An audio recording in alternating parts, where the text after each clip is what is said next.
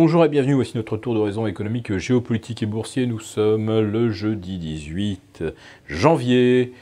Pour comprendre comment tourne la planète finance, c'est sur la bourse au quotidien et nulle part ailleurs. Et l'épisode du jour s'intitulera « Mais qu'est-ce qui pourrait bien mal se passer ?» Hier, mercredi, Wall Street a repris sa trajectoire ascendante, parabolique. Le Dow Jones se trouve propulsé au-delà des 26 000, le S&P au-delà des 2008, le Nasdaq au-delà des 7007. Il y avait eu une petite hésitation mardi, mais non, on s'était fait peur pour rien avec l'éventualité d'un shutdown des administrations américaines, mais vite chassons de nos esprits ces perspectives désagréables, car le Congrès va certainement s'entendre pour étendre le plafond de la dette, plafond que le secrétaire d'État américain au Trésor Steven Mnuchin qualifie lui-même d'imbécilité, de relique inutile, d'un passé révolu.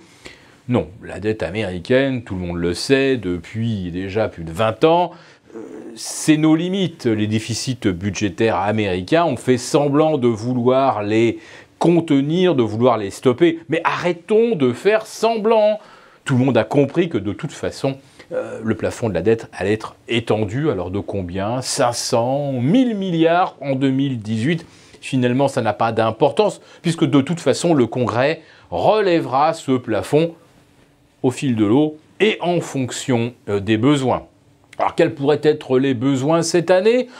Si les États-Unis se lançaient dans une nouvelle guerre, alors on ne sait pas trop où pour l'instant. Enfin, si, on a peut-être une piste quand même, avec M. Erdogan qui envoie des troupes à la frontière syrienne, enfin dans la partie kurde de la Syrie. Car M. Erdogan voit d'un très mauvais œil le soutien des Américains justement aux forces démocratiques syriennes. En fait, non, ça serait d'après M. Erdogan un faux-nez des indépendantistes terroristes du PKK. Alors si les Américains soutiennent ces gens-là, eh bien M. Erdogan, il n'hésitera pas, il leur fera la guerre. Non, c'est pas moi qui le dis, c'est M. Erdogan lui-même qui l'a dit, et très clairement. Alors si jamais la Turquie se retrouve en frontale avec les États-Unis, est-ce qu'on peut considérer que ce pays appartient encore à l'OTAN? Et s'il n'y appartient plus, alors auprès de qui va-t-il se rapprocher? On verrait bien éventuellement un axe Ankara-Moscou, par exemple. Bon, chassons là aussi de nos esprits ces sombres perspectives pour revenir au marché, qui sont devenus complètement auto-référents. Oui, les algos qui pilotent la hausse des indices américains ne se posent pas trop de questions. Ils regardent les 3 dernières séances, les 5 dernières séances, les 10 dernières séances, les 30 dernières séances. Et si à chaque question implicite, est-ce que la tendance est haussière? Et si à chaque fois on répond oui, alors ça fait 4, 5, 6 bonnes raisons de continuer d'acheter le marché. Et il y en a peut-être une d'ailleurs supplémentaire. Vous allez nous dire, mais d'accord, mais à un moment, pour payer le marché toujours plus cher, il faut de l'argent. D'où viendrait cet argent? Eh bien tout simplement, du marché obligataire. Regardez la trajectoire des taux courts.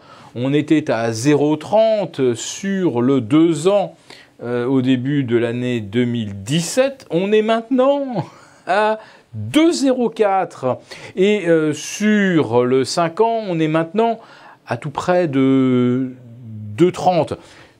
Pratiquement, l'équivalent d'un quart de point de hausse de taux entre le 5 et le 10 ans et 2 hausses de taux entre le 2 et le 10 ans. Ça veut donc dire que les spécialistes des marchés obligataires, bien sûr, intègrent les 3 hausses de taux prévues cette année, mais que surtout, eh bien, ils se défont, ils se débarrassent de ces instruments obligataires. Et maintenant, alors, qu'est-ce qu'on va faire de l'argent? Ah, la réponse, vous la connaissez. Tina, oui, c'est Tina. There is no alternative. on a de l'argent, qu'est-ce qu'on peut en faire? Ah bah on va le placer là où ça monte. Et ça monte sur les indices boursiers. Et parmi les valeurs qui montent, qu'est-ce qui monte plus? Les GAFA. Alors, achetons des GAFA. Et puis aussi des Microsoft. Et puis aussi des Boeing. Car regardez la trajectoire de Boeing depuis le début de l'année. Je ne sais plus, c'est 20% de hausse depuis le 1er janvier. Pour le S&P, on est déjà à 9 records en 11 séances. Mais pour Boeing, là, le record absolu, c'est presque tous les jours. Pourquoi Boeing est-il acheté avec cette sorte de frénésie? Tout simplement parce que c'était l'action déjà la plus performante en 2017. Donc pour des algos, on ne se pose pas de questions. On achète ce qui monte, on surpondère ce qui monte beaucoup, et on se rue, on pyramide à mort tout ce qui surperforme, éventuellement l'indice sectoriel et le Nasdaq. Voilà donc un marché devenu totalement auto-référent. Vous pouvez toujours expliquer aux gérants que maintenant le S&P se paye 22 fois les bénéfices, le Nasdaq 35.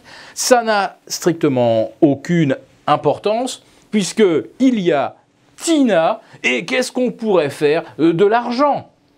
Donc cette question aussi, qu'est-ce qui pourrait mal se passer?